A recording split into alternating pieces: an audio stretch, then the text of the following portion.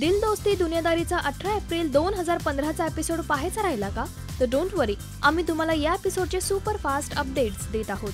कैवल्य अनमोल कुमारला त्याची गाणी विकण्यासाठी तयार होतो आणि असं तो सुजयला कळवतो.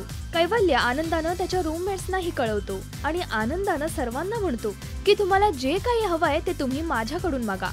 आणि यावर प्रत्येक जण त्यांच्या छोट्याशा घरगुती मागण्या त्याला सांगतात. नंतर सुजय कैवल्याला रिक्वेस्ट करतो की तू तुझी गाणी विकू नकोस. यावर कैवल्यही त्याला सांगतो की मला त्याचे पैसे तरी मिळतील आणि म्हणून मी हे करतोय. यावर सुजय पुन्हा पुन्हा त्याची समजूत काढतो.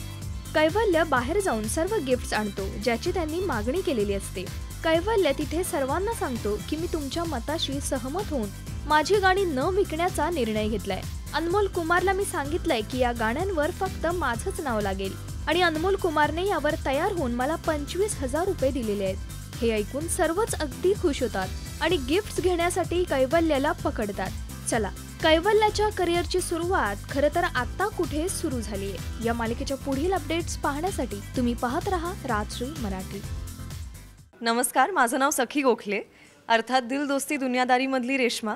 आमच्या सिरियलच्या अपडेट्स हव्या असतील तर please subscribe to Rajshri Marathi.